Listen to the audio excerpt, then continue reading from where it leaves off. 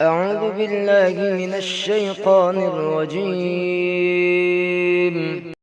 بسم الله الرحمن الرحيم.